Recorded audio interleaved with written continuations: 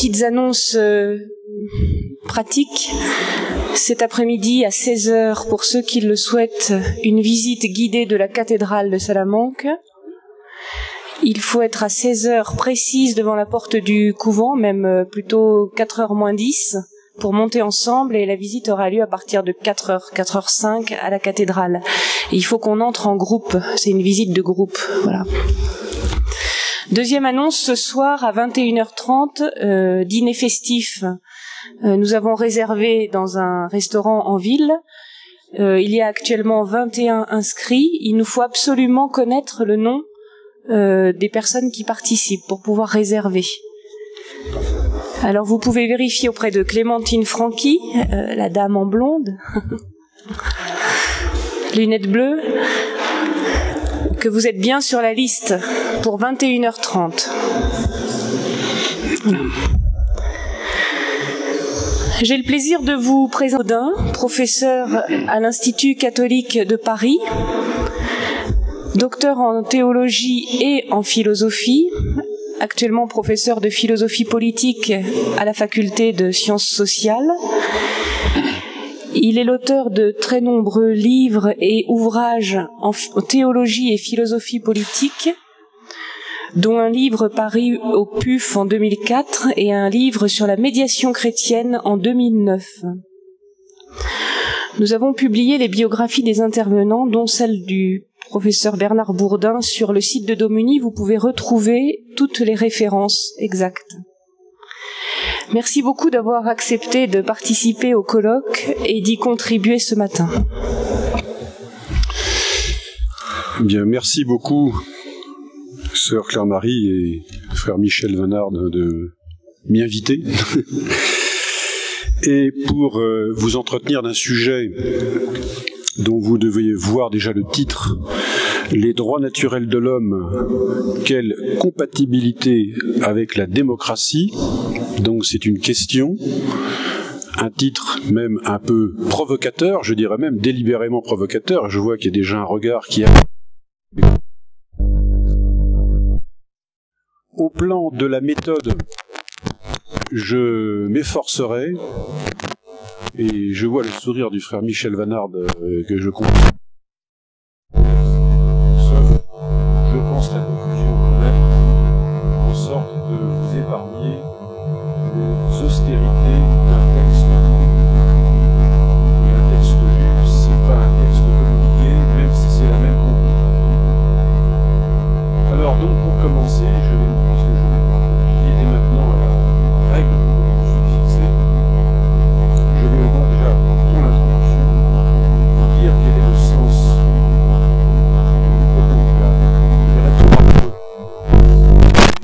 du propos. C'est déjà beaucoup. Premier point, c'est une première thèse,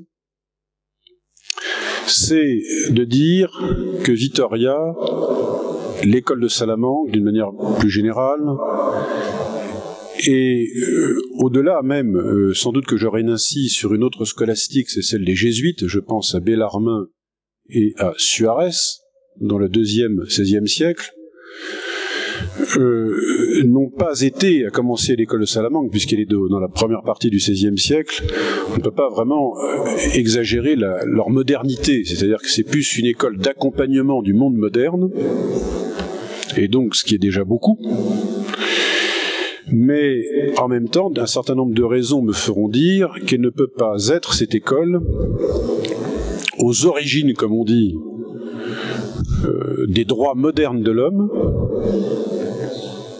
mais qu'elle constitue plus une source théologique, en revanche, évidemment importante. La raison en est la suivante, et ça sera un concept clé de ma communication, c'est le concept de nature, qui est un concept en pleine révolution, en pleine mutation au XVIe siècle, et qui ouvrira la voie aux théories philosophiques et politiques du XVIIe siècle et du XVIIIe. L'autre raison, et qui est peut-être plus, pas simplement une raison, mais qui est un révélateur pratique, concret, du problème auquel est confrontée Vitoria, l'école de Salamanque, et la scolastique en général au XVIe siècle, et qui fait qu'elle accompagne ce monde moderne sans le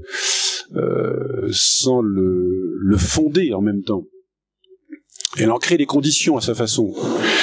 C'est que le XVIe siècle, et je crois que c'est les communications que j'ai entendues depuis hier m'ont confirmé dans ce sens, révèle en Europe une véritable crise de l'universel médiéval. C'est-à-dire la crise même de la conception de chrétienté de l'universel.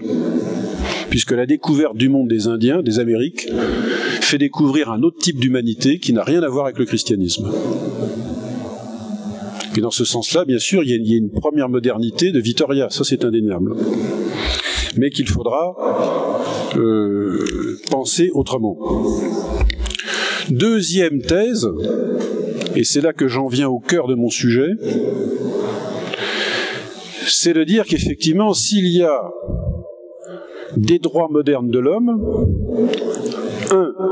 c'est lié à une nouvelle conception de la nature et qui sera un état de nature, et je préciserai après bien sûr, c'est l'invention même du concept d'individu, et par là même de l'idée de démocratie au sens d'une démocratie qui serait une démocratie libérale. Autrement dit, ce qui va se passer, là je serai beaucoup plus précis bien sûr parce que je serai au cœur de mon sujet, les philosophies politiques modernes du XVIIe, XVIIIe siècle, mais je m'en tiendrai surtout au XVIIe siècle, vont prendre le contre-pied de ce que nous avons encore entendu ce matin, du modèle aristotélicien, scolastique, c'est-à-dire qu'il n'y a pas de sociabilité naturelle de l'homme, mais c'est exactement l'inverse. Exactement l'inverse, et donc, parce que c'est l'inverse, va se poser la question du droit, ou des droits, et même de droits de l'homme. Bon. Et donc, un autre rapport aussi à l'universel, puisque cet universel s'enracinera dans un individu, et non pas dans une communauté politique déjà constituée. Troisième et dernier point, ce sera ma conclusion. Je crois que s'il est si important de veiller à ne pas trop moderniser Vittoria, l'école de Salamanque, ça n'est pas pour la dévaloriser.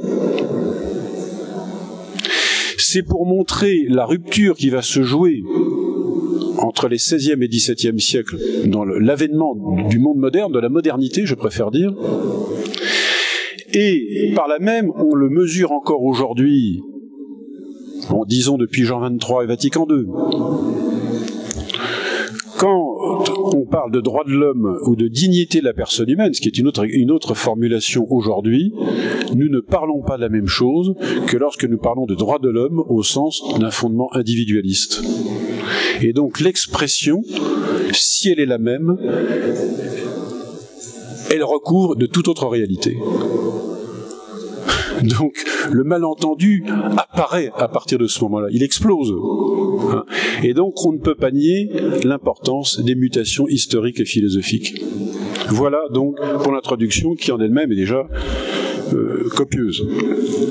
Alors, première thèse sur laquelle je serai évidemment le plus rapide, parce que c'est pas le cœur de mon sujet, mais en même temps c'est important de mesurer ici avec vous les mutations qui s'opèrent et dont est témoin Vittoria.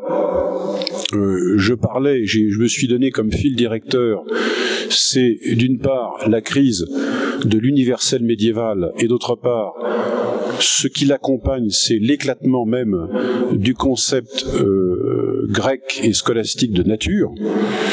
Je crois que Vittoria, dans un certain nombre de ses textes, et je ne vais pas y revenir, nous les avons entendus encore ce matin, révèle ce problème, c'est qu'au fond il est au cœur même d'un héritage et qu'il doit moderniser sur en tout cas deux points que je voudrais relever. D'une part, le rapport entre le pouvoir de l'empereur, pouvoir temporel, et le pouvoir spirituel de l'Église, et je renvoie à sa leçon sur le pouvoir civil comme aussi à sa leçon sur le pouvoir de l'Église. Et cette question-là était amplement débattue, bien sûr, bien avant Vittoria, pendant tout le Moyen-Âge, et notamment à la fin du Moyen-Âge, dans toute la scolastique, depuis Thomas d'Aquin, Jean de Paris. On pourrait bien sûr dans la scolastique beaucoup plus radicale de l'aristotélisme, beaucoup plus radical de Marcille de Padoue. Et enfin aussi, il faut le souligner, l'importance de Guillaume de Cam, qui invente au plan métaphysique et logique une théorie du singulier. Et en ce sens-là, on peut dire que Guillaume de Cam est même l'acteur intellectuel le plus déterminant dans cette crise de l'universel, puisque par sa théorie du singulier, il casse toute idée qu'il y aurait un universel en soi, qu'il y aurait des entités secondes, qu'il y aurait un accès au réel, direct. Et ça a des conséquences au plan du droit, au plan de la politique, et donc il jouera un rôle déterminant dans l'influence même des philosophies politiques du XVIIe siècle. Et par conséquent, le monde de Vittoria est un monde qui, sortant d'un monde clos, je dirais, qui était celui du Moyen-Âge, et qui découvre le monde des Indiens, qui découvre le monde des non-chrétiens, les questions qu'il ressaisit à partir de la somme théologique de saint Thomas en particulier sont appelées à être renouvelées, déplacées, et notamment dans le rapport du temporel et du spirituel, et aussi dans l'idée que va s'imposer un droit international fondé sur l'unité du genre humain, et non pas sur l'appartenance première à la foi. Il n'empêche que le droit, le fondement même des droits de l'homme, comme celui du droit international au sens moderne, n'apparaîtra véritablement qu'au XVIIe et XVIIIe siècle.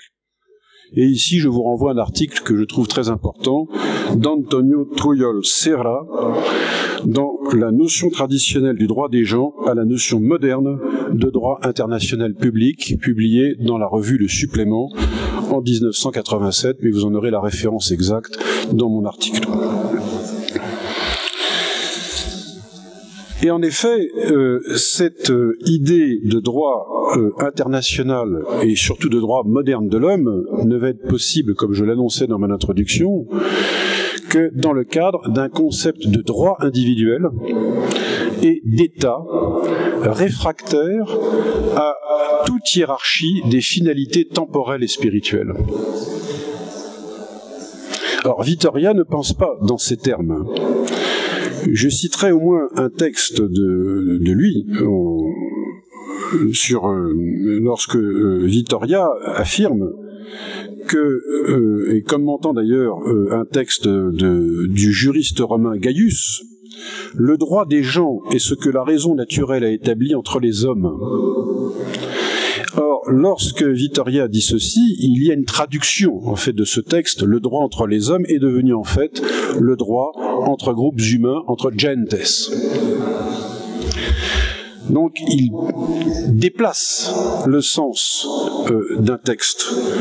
Il n'en demeure pas moins qu'il continue à raisonner dans les termes d'une raison naturelle. Or, précisément, c'est cette idée de raison naturelle qui sera rejetée par les philosophies politiques du XVIIe siècle, par une conception artificialiste même du politique, sur laquelle, bien évidemment, je reviendrai après, puisque ce sera le cœur même de mon propos.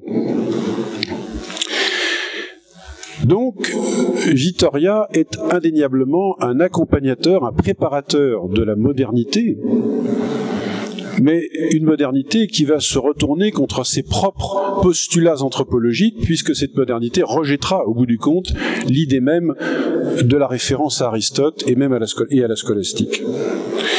Et ceci, dès le temps de Vittoria, on le voit parallèlement. Il ne faut pas isoler Vittoria de son contexte. Je pense en particulier dans 4 directions. Un héritier direct, au fond, du nominalisme de Guillaume de Cam, c'est Luther lui-même, qui conçoit le salut comme quelque chose d'individuel. Je ne m'étends pas, je fais simplement que passer en revue. De manière beaucoup plus radicale, Machiavel, contemporain de Luther et de Vittoria, casse, brise radicalement toute référence à une pensée politique de type aristotélicien, puisque le politique se ramène à être, on pourrait dire, une technique pour accéder au pouvoir et aussi pour le conserver.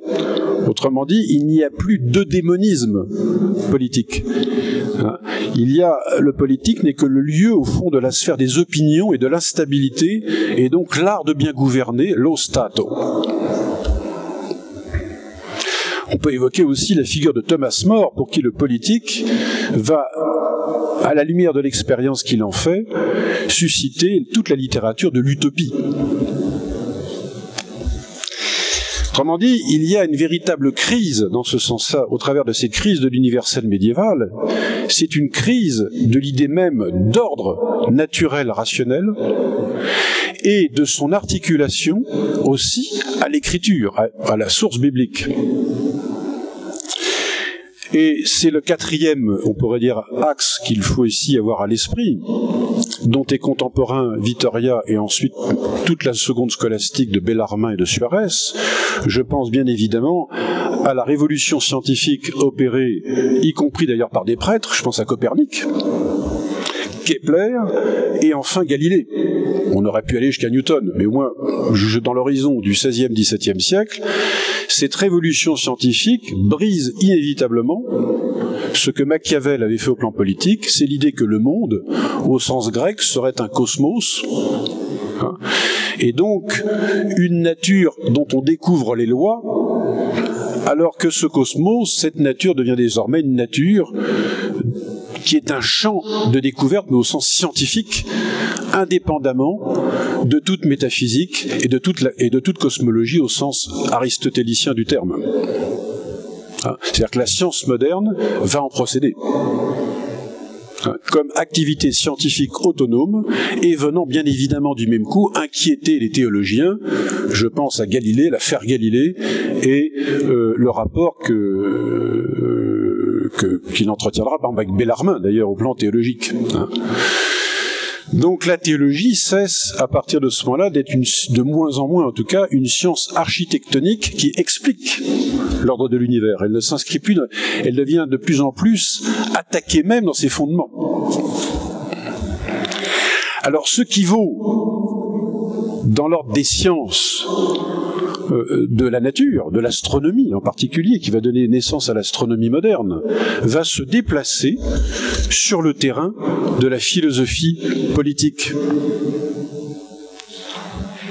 Alors, bon, j'avais fait une petite allusion à Bellarmin et Suarez, je vais le laisser de côté parce que là je n'aurai pas le temps, et ce que je viens de vous dire me conduit naturellement à la deuxième thèse et centrale de mon propos. Dès lors où la révolution dans le domaine des sciences dures, comme on dit aujourd'hui, brise la vision cosmologique, théologique, métaphysique de l'univers, ça veut dire oui, elle a des conséquences dans le champ politique, c'est-à-dire qu'il n'y a plus ce bel ordonnancement hiérarchique que préconisait Aristote et que reproduisaient à leur façon les scolastiques, et encore d'une autre façon Vittoria. Et c'est cette vision de la nature qui va se déplacer sur le terrain politique et qui sera reprise par un certain nombre de philosophes dont ici je voudrais en retracer la pensée au nombre de 3, Hobbes, Spinoza et Locke. Et Hobbes, le premier, parce que il est celui qui, au début du XVIIe siècle, fréquentant les milieux scientifiques de son temps, je pense à Mersenne, Gassendi aussi, va réutiliser cette révolution du concept de nature pour refonder l'idée même de nature dans le champ politique. Et aussi reconsidérer complètement à partir de cette vision de la nature humaine, qu'est-ce que la nature humaine ? L'idée même de religion. Qu'est-ce que la vérité religieuse ? Autrement dit, tous les schémas fonctionnant encore à son époque, évidemment, sont totalement remis à plat et vont préparer la voie à cette tension entre droits de l'homme, conditions politiques, démocratie. Alors, donc, j'en viens à cette deuxième thèse centrale, l'idée de droit naturel de l'homme et d'un État souverain, un paradoxe fécond mais problématique. Fécond mais problématique, fécond parce que ces philosophies politiques, à commencer par celle de Hobbes, ont permis à l'Europe de leur temps d'affranchir la condition politique de tout fondement théologico-politique. C'est-à-dire qu'il n'y a pas un ordre qui vient d'en haut, et il n'y a même pas un ordre naturel qui est préétabli. Il est complètement à construire.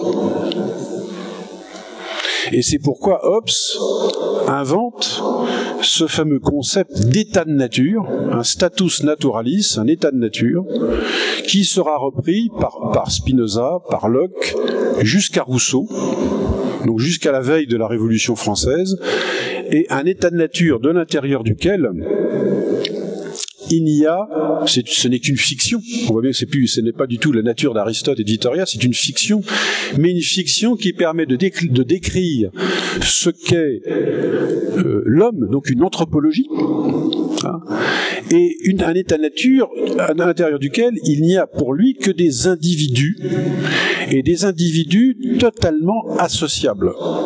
Et c'est là qu'on est au cœur même de la mise en cause radicale de la pensée aristotélicienne comme celle de la scolastique. L'individu n'est pas naturellement sociable et politique, au contraire, il est aux antipodes de toute sociabilité, car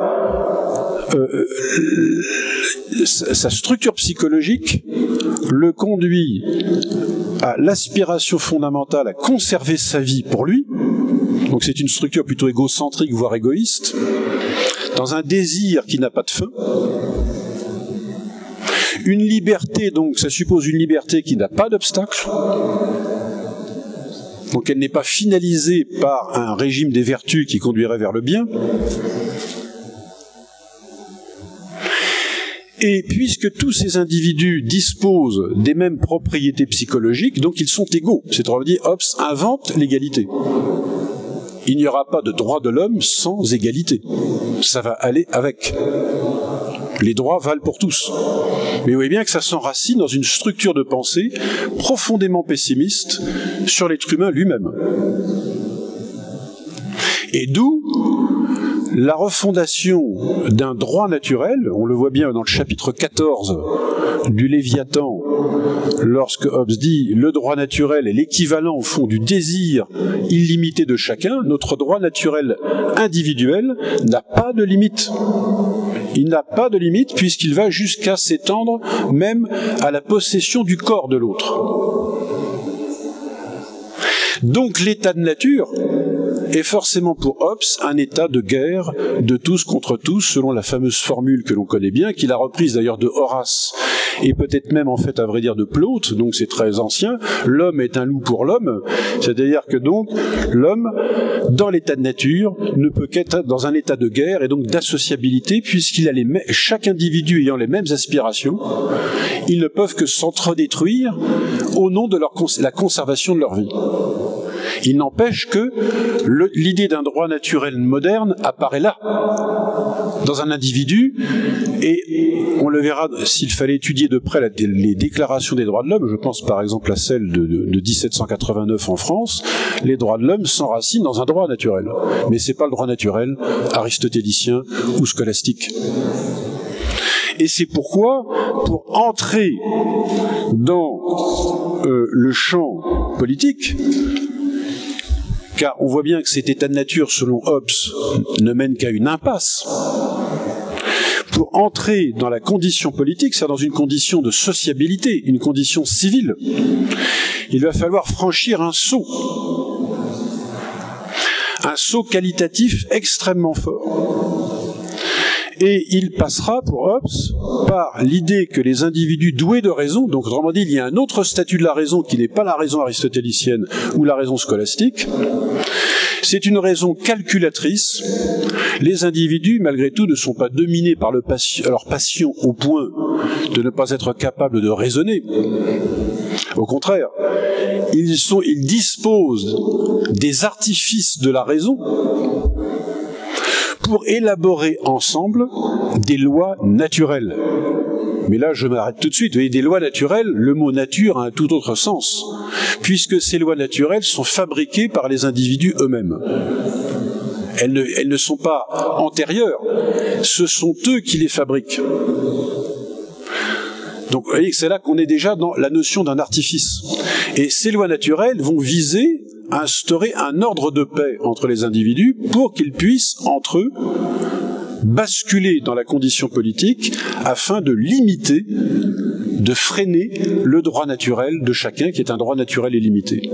Autrement dit, par ce schéma, je m'arrête ici un petit instant, parce qu'il va autrement se reproduire, mais autrement, chez Spinoza et Locke. Ce qu'invente la politique moderne, ce qui est au fondement de la politique moderne, c'est le renversement du rapport entre loi et droit. Le droit naturel, chez les anciens, s'enracinait plutôt dans une loi naturelle, une lex naturalis, de l'intérieur de laquelle la loi humaine du souverain ne pouvait pas l'enfreindre. On l'a entendu ce matin d'ailleurs. Là, c'est l'inverse. Les lois naturelles viennent après le droit naturel. Elles visent à freiner le droit naturel. Et c'est alors que par un contrat qui se noue entre les individus, en renonçant à leur droit naturel et limité, ils peuvent basculer vers le politique en désignant un souverain qui les représente et qui agit en lieu et place d'eux-mêmes. Alors, c'est déjà sous-jacent d'une certaine manière dans la pensée de Thomas d'Aquin. La persona publica, elle n'est pas que naturelle, il y a une convention quand même. Il y a quelqu'un qui, on l'a entendu ce matin, qui nous représente, qui représente la multitudo. Mais chez Hobbes, cette persona publica, le Léviathan, est voulu par des individus qui ont renoncé à l'état de nature. Autrement dit, il y a un devenir du politique. Le politique, par opposition à Aristote et à la scolastique, se construit. Il n'existe pas d'abord, il se construit. Donc c'est un artifice, c'est un art, au sens d'une techné, qui nous vient même déjà des Grecs, c'est une techné, c'est une technique. Il n'y a pas de sociabilité naturelle. Et d'où la tension que je soulève dans mon titre général de ma communication. On la voit déjà dès le départ chez Hobbes. S'il y a une nécessité qu'il y ait des droits de l'homme, des droits naturels, c'est parce que toute la tension qui va dominer la pensée politique moderne, c'est à la fois de sortir de l'état de nature, car il ne mène à rien. Il n'y a pas de sociabilité. Donc il faut inventer du politique. Il faut qu'il y ait un souverain qui nous gouverne. Comme Vittoria pensait le principe de gouvernement autrement, là, c'est la même question. Comment être gouverné? Pour être pacifié et vivre aussi dans la justice.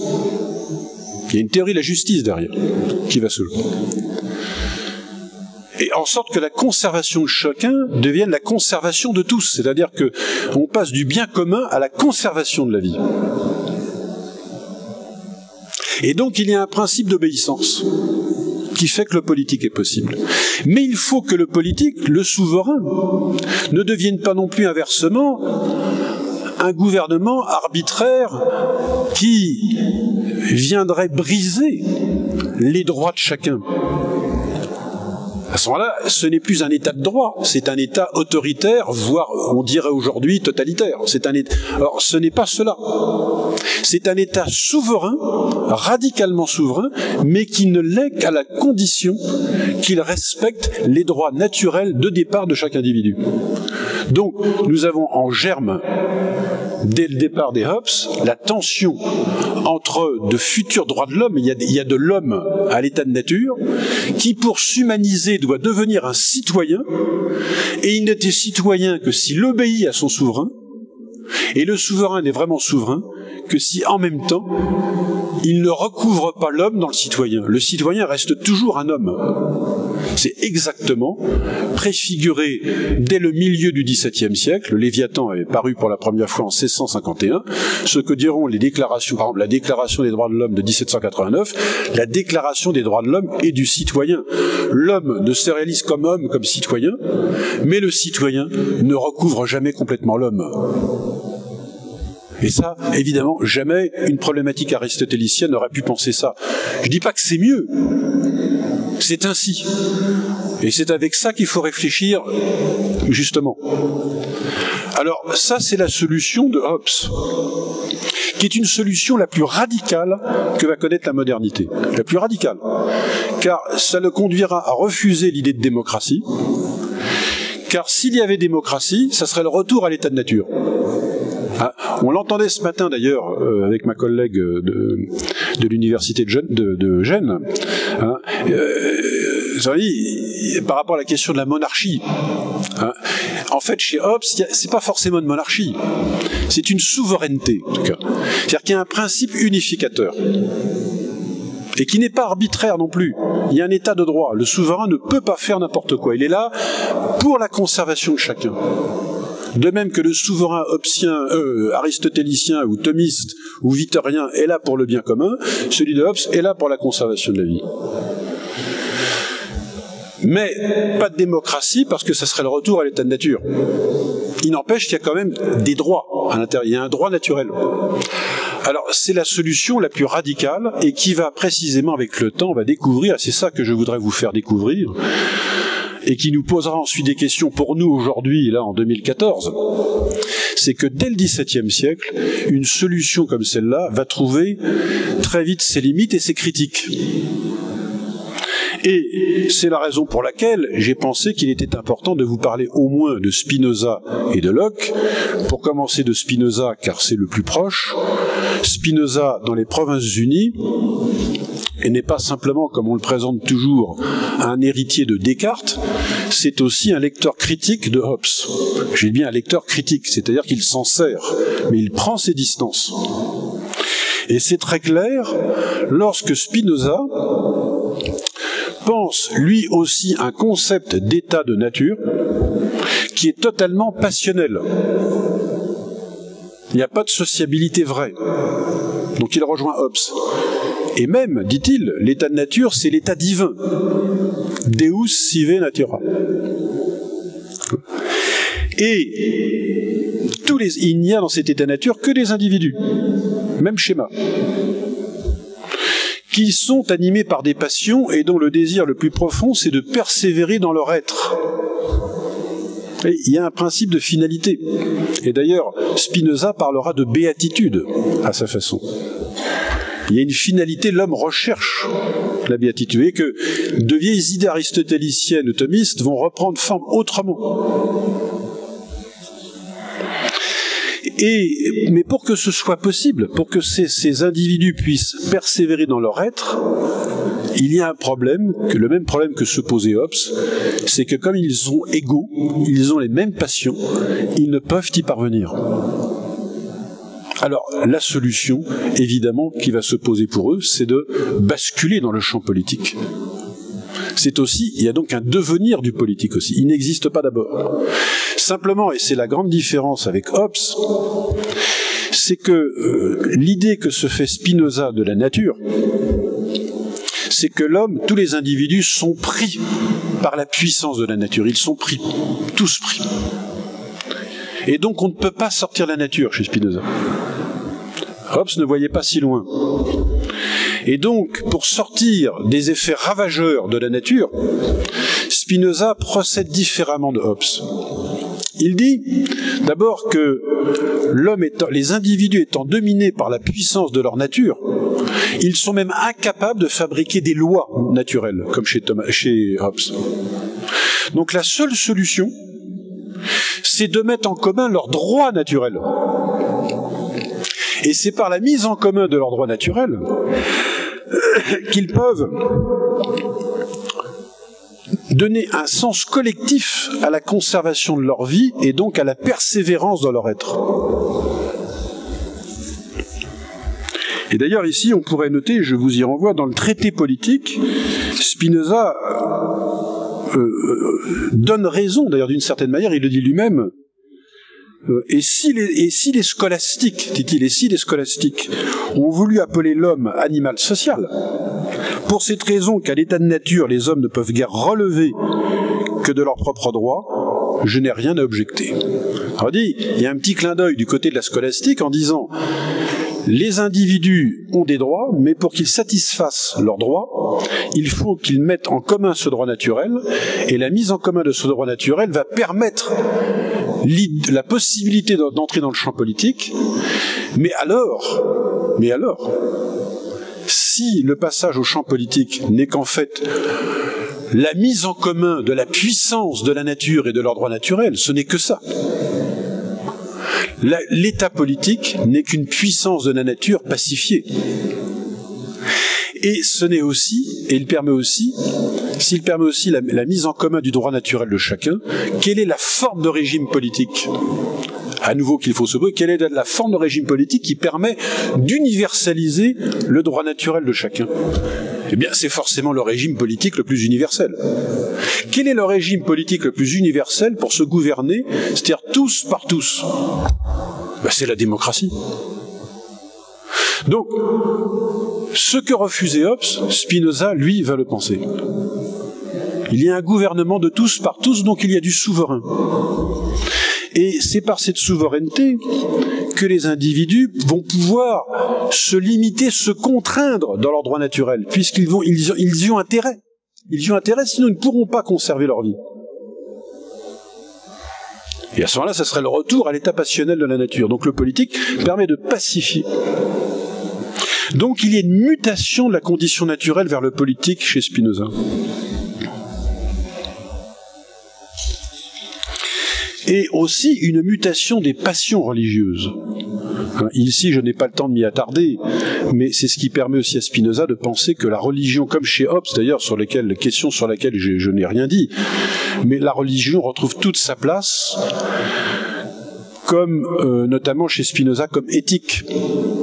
C'est-à-dire que l'amour du prochain, par exemple, prêché, Spinoza était juif, mais y compris dans l'Évangile, chez Jésus, a toute sa place, est nécessaire, je dirais, nécessaire, pour qu'il y ait un ordre de justice, car il n'y a pas de justice sans amour du prochain. Mais c'est une conception, bien sûr, très pratique de la religion. Alors, bien sûr, c'est tout un champ sur lequel, ici, je ne m'étends pas, mais point important par rapport aux conditions philosophiques de l'élaboration de droits de l'homme, ça, il ne faut pas l'oublier, c'est que Spinoza, c'est une différence majeure par rapport à Hobbes, c'est que l'obéissance politique dans le pacte de Spinoza ne va fonctionner précisément que dans la sphère de l'action. Pour que chacun puisse coordonner son droit naturel pour se conserver sa vie. Il y a une mutation qui s'opère, c'est-à-dire que chacun ne travaille pas que pour lui, mais s'associe. Et donc, y compris les passions religieuses sont coordonnées pour l'intérêt de tous. En revanche, il y a un point sur lequel Spinoza refuse de céder quoi que ce soit du droit naturel dans l'état de nature, c'est celui de la liberté de penser et de juger. Autrement dit, dans la démocratie selon Spinoza, elle ne va être possible que si les individus ont le droit complet d'une liberté de penser, de juger dans la sphère publique, ce que Hobbes refusait, il la maintenait que dans la sphère privée. Spinoza l'étend à la sphère publique, autrement dit, ça fait de Spinoza à la fois un premier penseur de la démocratie et un début de pensée libérale. C'est-à-dire qu'il n'y a pas de sphère publique sans qu'il y ait une liberté publique de penser et de juger. Et c'est ce qu'il dit en particulier au chapitre 20 du traité théologico-politique, qui est le dernier chapitre, et c'est le but même du traité théologico-politique, c'est de conjoindre la souveraineté avec la liberté de penser. Et évidemment, ça le conduit à penser que la quête de Dieu, l'intelligibilité de Dieu, appartient aux philosophes, et donc pour ça, il faut qu'il y ait une liberté de penser. Il est beaucoup plus subversif que Hobbes à cet égard. Mais on voit bien qu'il opère un premier glissement important par rapport à Hobbes, c'est-à-dire chez Hobbes on a vu une mutation radicale de l'état de nature vers l'état politique, puisque pour être dans la condition politique, il faut se couper de tout état de nature, excepté conserver le reste de droit naturel, mais c'est le souverain qui recouvre. C'est lui qui permet aux individus d'exister de manière civile, pacifique et juste.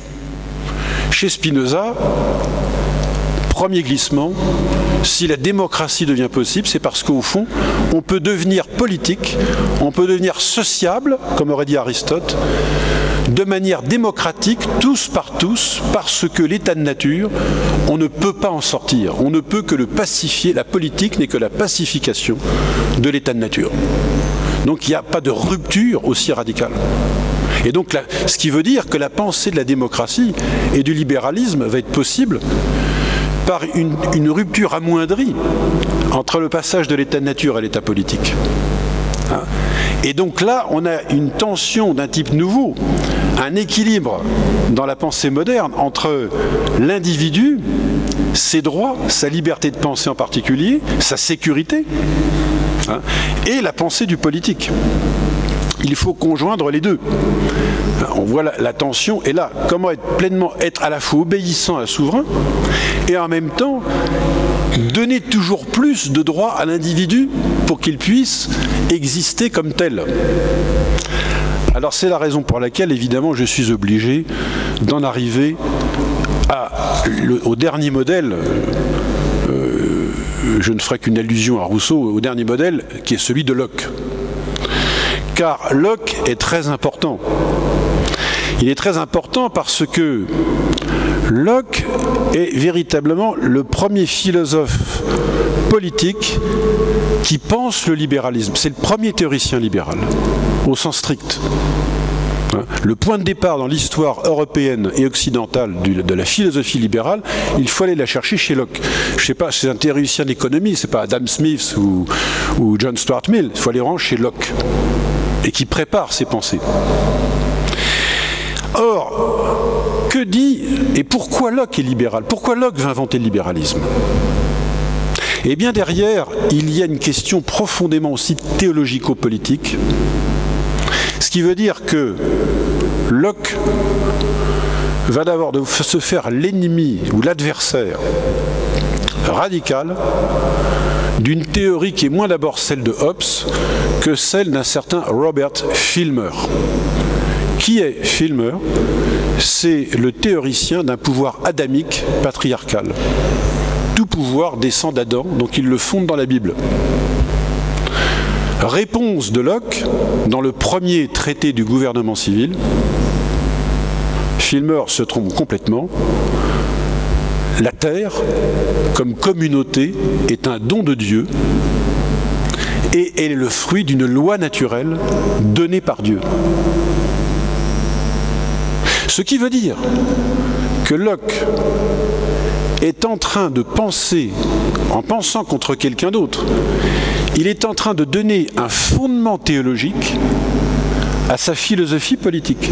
C'est-à-dire qu'il y a un retour, d'une certaine manière, d'un discours théologique pour fonder l'idée de communauté politique initiale,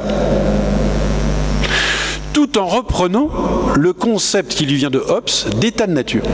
C'est-à-dire que pour Locke, il y a un premier état de nature qui est un don de Dieu, comme dans la création, dans le livre de la Genèse, qui est donné par Dieu, et la terre appartenant à tous, chacun peut l'exploiter.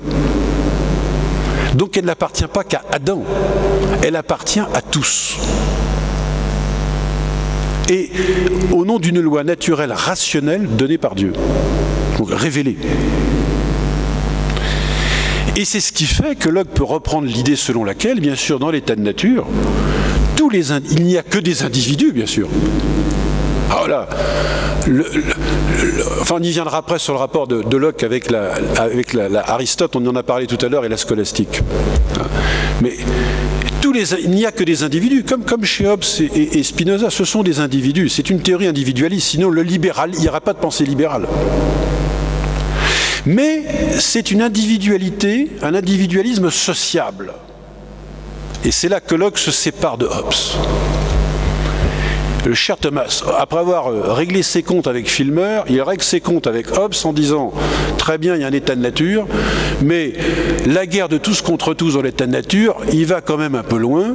Moi, je suis beaucoup plus optimiste que ça. En réalité, dans l'état de nature, il y a une sociabilité naturelle. Tiens, sociabilité naturelle avec un fondement théologique, mais il n'y a que des individus, ils sont tous égaux entre eux. Mais ils sont tous égaux. Et ils peuvent cultiver la terre. Et se faire propriétaire. Locke va, par rapport aux déclarations des droits de l'homme, bien sûr ouvrir la voie aux droits de propriété comme droit naturel. Locke est un bon anglais, il aime la property. Ça fait rire mon ami américain. C'est typiquement british, beaucoup moins French. Rousseau est plus français, même s'il est genevois. Donc Locke, c'est une pensée british et qui influencera, je dirais même, à mon avis, le monde américain, enfin aussi, très fortement. Alors, donc, l'état de nature est un état de sociabilité. Je pourrais citer ici Locke, mais je n'ai pas le temps. Vous le verrez dans mon texte. Et alors, bien évidemment, ça pose la question du rapport de Locke avec la scolastique. Mais alors, si les libéraux redécouvrent la sociabilité naturelle, mais c'est un retour à Aristote. C'est un retour peut-être même à Thomas d'Aquin et à Vittoria. On disait ce matin qu'il y avait un lien entre Locke et Vittoria. J'en suis moins convaincu. En tout cas, pas directement. Ce qui est sûr, lorsque l'on lit le deuxième traité du gouvernement civil, qui est le traité le plus important, là il a réglé ses comptes avec Filmer, il écrit son deuxième traité, nous sommes en 1690, la révolution anglaise a eu lieu, monarchie parlementaire, etc. Bon. Locke cite un théologien anglican qui s'appelle Richard Hooker. Qui est Richard Hooker? C'est un des grands fondateurs de la théologie anglicane au XVIe siècle. Et qui s'appuie sur la Politeia d'Aristote pour fonder l'Église, pour penser l'idée d'une ecclésia. D'où son nom de Treaty of Ecclesiastical Polity. Treaty of the Laws of Ecclesiastical Polity. Polity, c'est Aristotelian word. Politeia. It's the same word. Et donc, il s'appuie bien sur l'idée qu'il y a quand même, il y a de fait des préceptes qui sont importants, notamment celui de charité, d'humanité entre les hommes, et qui permettent une sociabilité. Donc il y a un rapport avec la scolastique. Mais il faut en limiter aussi la portée. N'allons pas trop vite, car ceci n'est valable que dans le premier état de nature de Locke, le premier moment de l'état de nature. Moment de sociabilité dans lequel même d'ailleurs il y a des institutions possibles. La famille, le commerce, les conventions sont très possibles. On ne pouvait pas imaginer ça ni chez Hobbes ni chez Spinoza. On peut établir on peut se marier dans l'état de nature de Locke. C'est très possible.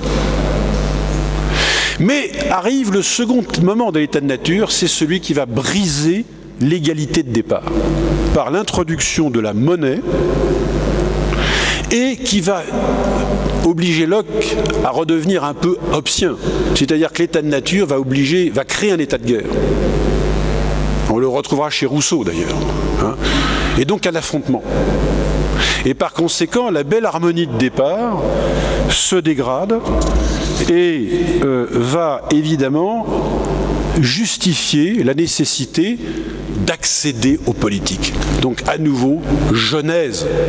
On n'était pas vraiment dans le politique chez Locke, on était dans une nature sympathique. Mais elle ne l'est pas complètement. C'est là qu'on voit bien qu'il ne peut pas être scolastique à 100%, c'est pas possible. C'est un empiriste.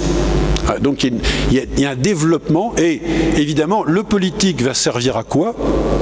Comme toujours chez tous ces philosophes qui font de la modernité politique. Il va se servir à rétablir ce qui s'est dégradé pour Locke. Revenir au point de départ. Et donc notamment sauvegarder le droit de propriété de chacun dans l'égalité. et même aussi de permettre, puisqu'il y a une loi naturelle qui a été donnée par Dieu, que chacun puisse trouver son compte dans sa croyance religieuse. Locke est aussi un libéral au plan religieux, liberté de culte, enfin tolérance des cultes. Je passe là-dessus, c'est beaucoup plus subtil, mais bon, il y a une tolérance religieuse des cultes, parce qu'il y a une loi naturelle qui a été donnée par Dieu. Donc, on retrouve, bien sûr, les grandes idées qui créent des conditions philosophiques, métaphysiques, juridiques, bien sûr, et politiques des droits de l'homme, c'est-à-dire droit de sûreté. Pour dire chez Hobbes, c'est notamment clair, il y a une sécurité par le pouvoir. Droit de sûreté aussi chez Spinoza, mais liberté de penser, liberté d'opiner au plan religieux selon certaines conditions. Et j'ajouterais chez Locke, droit de propriété.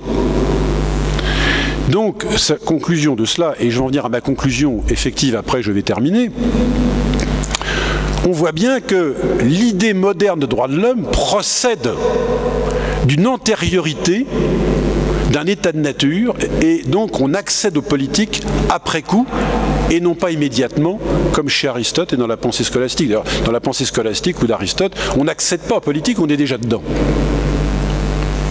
Il n'y a pas besoin d'y accéder. C'est dans la constitution métaphysique de l'homme lui-même. Dans la métaphysique moderne, il faut accéder aux politiques. Mais, on le voit avec Locke, plus on avance, plus l'artificialisme radical de Hobbes baisse, et il y a beaucoup de souplesse de l'un vers l'autre, de la nature vers le politique. C'est-à-dire parce que de plus en plus on accorde de place à l'individu, au droit, et le politique se fait de moins en moins contraignant. D'ailleurs, à tel point que Locke refusera toute idée de souveraineté. En libéral qu'il est, il n'y a qu'un pouvoir exécutif. C'est tout. Qui vient sanctionner ce que le droit naturel sanctionnait dans l'état de nature. C'est-à-dire, soyons pacifiques les uns vis-à-vis des autres, et si vous ne l'êtes pas, sanction. Au final. Alors, bien sûr, Rousseau, avec sa théorie de la volonté générale, remettra les choses dans l'autre sens. Il va... Bon. Mais ce qu'il faut bien voir, c'est que cette tension entre démocratie, l'idée même de démocratie et droit naturel, on la voit bien, elle pose la question plus large dans le monde moderne entre des droits de l'homme, qui sont des droits d'abord individualistes ou individuels, et le politique qui doit se faire collectif. Autrement dit, comment conjuguer du collectif avec de l'individu qui, lui, au départ, ne veut pas de collectif. C'est donc le schéma radicalement inversé d'Aristote, de la scolastique et de Vittoria. Alors, pour conclure, puisque je vous disais que c'est quand même la question qui m'intéresse, au fond, c'est pour nous aujourd'hui, je crois que ce que je viens là de brièvement restituer, bien sûr, pose une question radicale aussi pour nous aujourd'hui. Je l'annonçais dans mon introduction,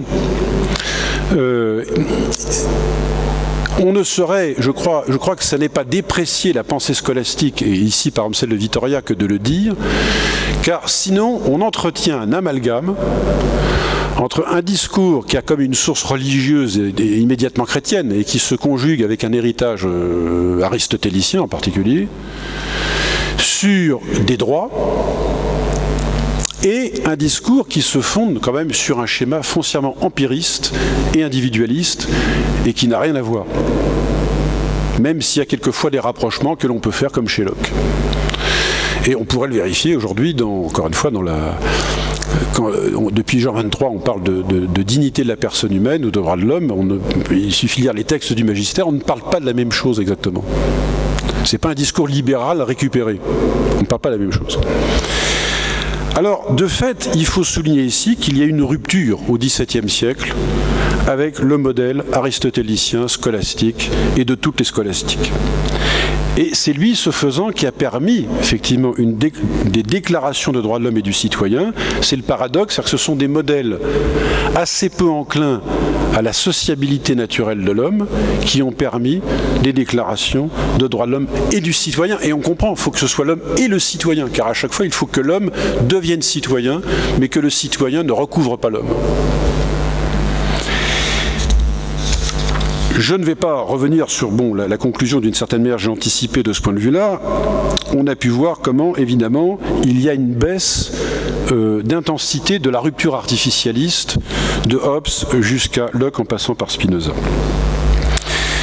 Il n'empêche que ce schéma de l'antériorité du politique par un état de nature, non seulement a été l'objet d'interprétations critiques par rapport à Hobbes avec Spinoza et Locke, ou même Rousseau, mais ici, je ne peux pas ne pas évoquer au moins le nom de Hegel, hein, la magistrale pensée philosophique de Hegel, puisqu'au fond, qu'est-ce que c'est que Hegel?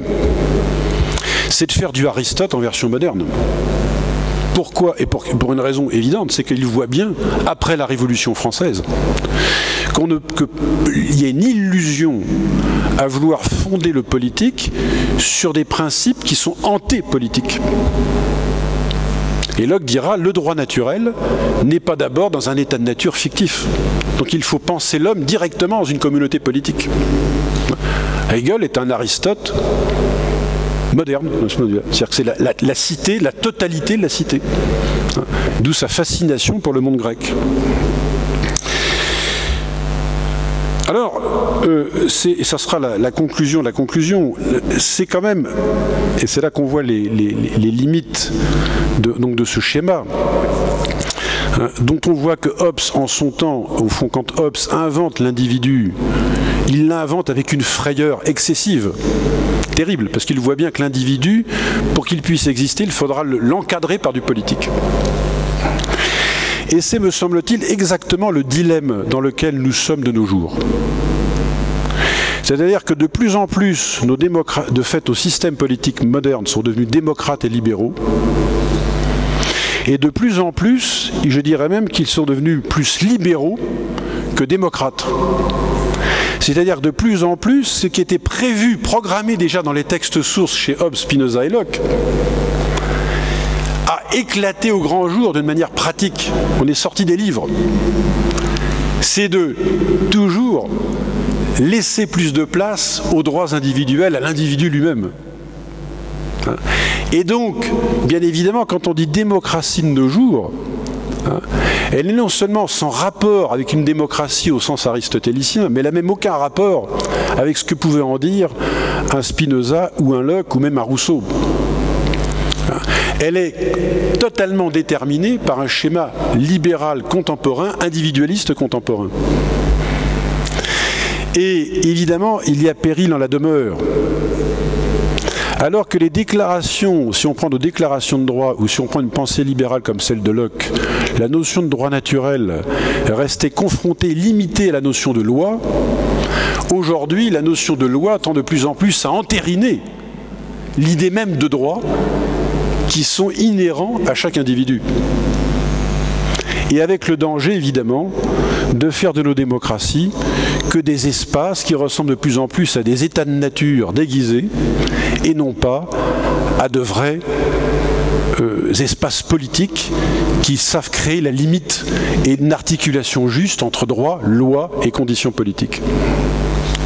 Et c'est là, me semble-t-il, et je vais conclure ici, je vais m'arrêter là, c'est peut-être ici qu'à nouveau frais, nous pourrions réfléchir à l'importance de redécouvrir ce que serait une théologie du politique, ou en tout cas une pensée politique, qui est à la fois philosophique, mais qui sait aussi recourir aux sources de la théologie chrétienne comme pensée politique, c'est-à-dire comme source transcendante en quelque sorte du politique, si on en est d'accord pour dire que le politique ne peut pas se limiter, s'arrêter simplement à la seule reconnaissance des droits de chacun, mais il est plus que cela. Voilà, point final, j'espère ne pas avoir trop débordé.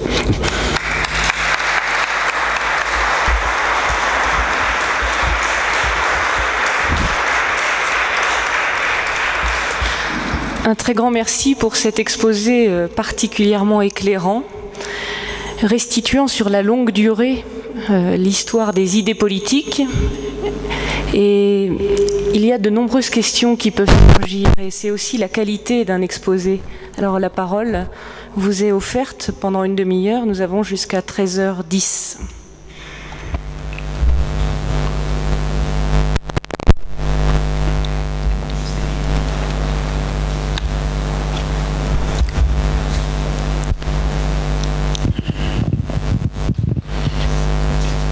Augustin Williwoli. Je vous remercie pour la qualité de votre exposé que je trouve pour moi un enseignement vraiment de la philosophie politique. En fait, je suis chez OPS. OPS poursuit dans sa démarche la volonté de vouloir nous montrer que l'État n'est pas constitué par une sociabilité naturelle. L'État provient d'une raison artificielle. Et dans cette démarche, c'est prendre en compte toute la problématique de l'état de nature. Et l'homme doit quitter l'état de nature